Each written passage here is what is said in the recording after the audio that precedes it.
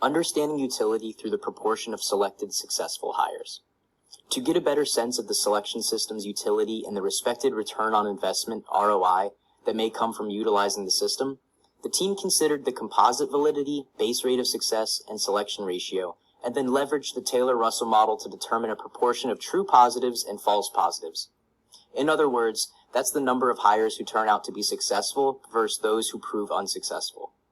To demonstrate the differences in the proportion of successful versus unsuccessful hires that can result from altering the selection parameters, we calculated proportions across 4 separate selection ratios: 0.05 or 5%, 0.10 or 10%, 0.50 or 50%, and 0.90 or 90%. Looking at the figures on the slide, we see that as the selection ratio increases, the utility rate, or the proportion of successful versus unsuccessful hires, decreases. Therefore, increasing the selection ratio while keeping the same predictors will diminish the strength and predictive ability of selection decisions made from the model. However, it should be noted that even as the selection ratio increases and subsequently the proportions decrease, the selection system remains fairly predictive. For instance, increasing the selection rate from 10% to 50%, the department would see a quadrupling in the number of people onboarded while only sacrificing less than 20% of utility.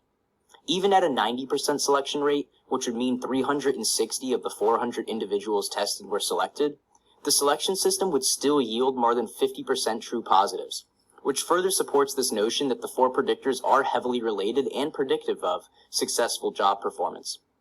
On the other hand, decreasing the selection ratio to 5% would increase the number of true positives predicted by the model to close to 90%.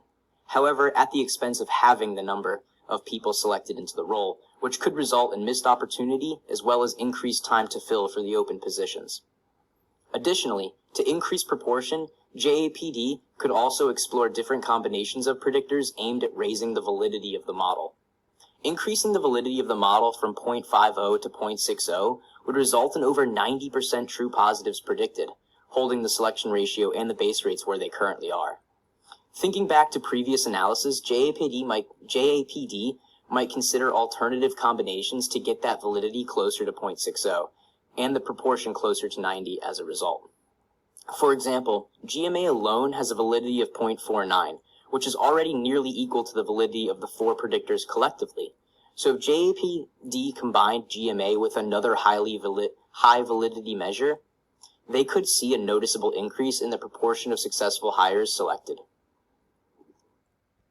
Adverse impact and differential validity. We conducted analysis. To begin, we calculated weighted composite scores for each applicant and assessed adverse impact using the 4/5 rule. This rule compares selection rates between different racial groups. Our analysis revealed adverse impact, suggesting potential discrimination. We then conducted a chi-square test to further examine discrimination.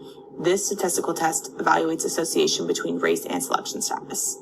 Our results showed no significant evidence of discrimination against Black applicants, providing a complementary perspective to the 4/5 rule. Next, we analyzed composite validity using Excel's correlation function. We found no significant difference in validity coefficients between Black and white applicants, indicating fairness in our predictors across racial groups. Additionally, the lack of differential validity suggests fairness in predicting performance for all applicants. In conclusion, while adverse impact was observed, further analysis showed no significant discrimination in our selection process. However, we recognize the importance of ongoing evaluation and improvement, and moving forward, we'll continue to refine our processes to ensure fairness and equity for all applicants. When it comes to selecting our next cohort of police cadets, we want to ensure our processes are fair and promote diversity within JAPD's ranks. That's why we're recommending implementing a score banding approach after the initial screening phase. Score banding is an evidence-based practice where instead of strictly ranking candidates in a single order based on assessment scores, we group them into bands or ranges. Candidates whose scores fall in the same band are then considered equally qualified for the role. This methodology accounts for the reality that small differences in scores may not actually represent true differences in candidate quality, especially when looking across multiple assessment components. By utilizing bands, we avoid the pitfall of overemphasizing minor score variations that could systematically disadvantage particular demographic groups. With score banding, our strategy is to first prioritize hiring from the highest score band.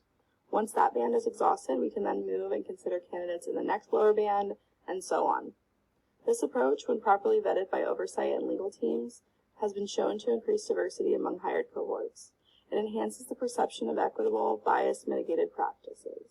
And ultimately, it provides a fair, justifiable framework for making selection decisions. Your selection ratio represents the percentage of candidates chosen for a position out of the total number of applicants. It reflects the competitiveness of the selection process. Increasing the selection ratio involves attracting more qualified candidates and enhancing the efficiency of the selection process. To do that, you might consider integration of competency modeling and traditional job analysis, utilization of keywords and video content in advertising, and considerations for cultural dimensions. Additionally, expansion of recruitment channels can broaden access to diverse talent pools. Active engagement with potential candidates enhances the quality and quantity of those applicants. Emphasis on technological integration and fairness is also important.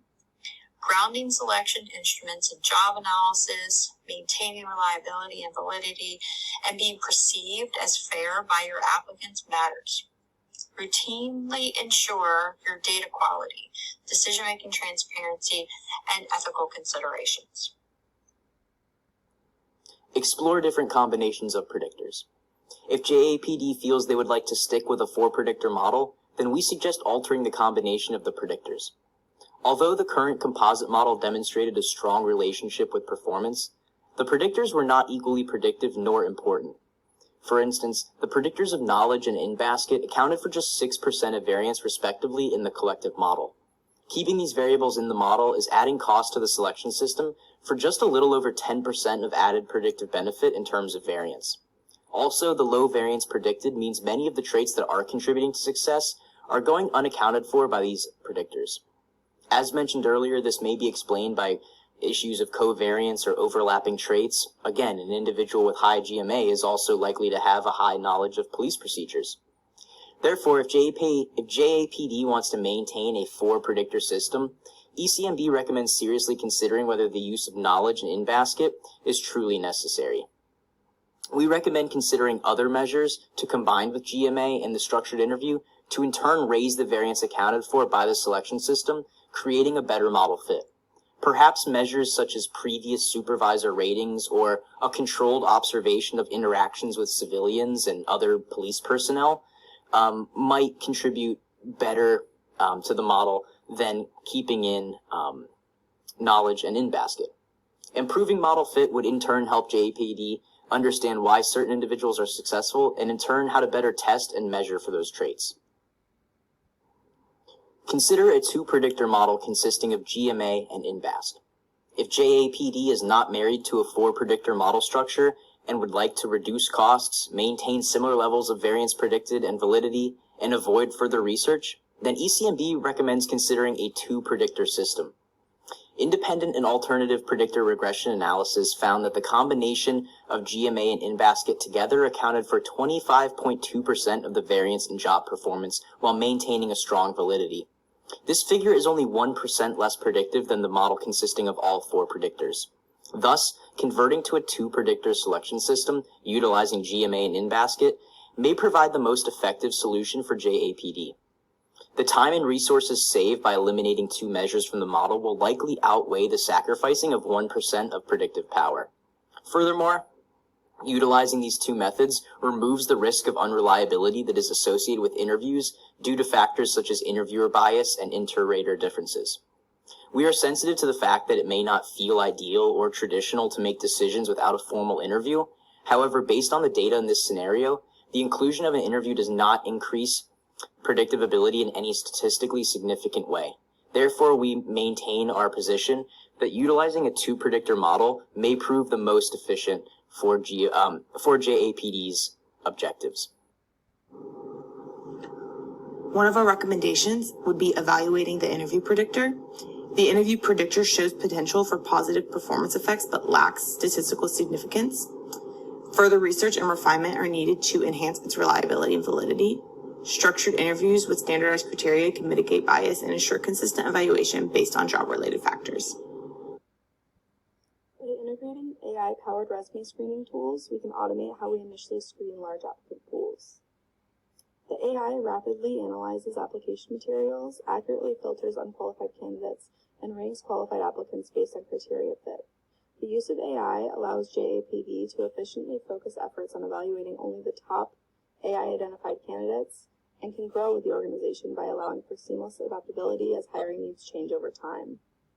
The time saved by using AI in this step lets the JAPD focus on what matters, training the next generation of law enforcement and keeping our community safe. However, we must address ethical AI risks around bias and lack of transparency. The approach should be measured, starting with pilot programs and rigorous testing before wider implementation. Continued research into ethical AI practices is vital to uphold public trust. Deploying AI recruitment tools through an ethical, principled lens can improve efficiency for the department while maintaining their steadfast commitment to fairness and equity.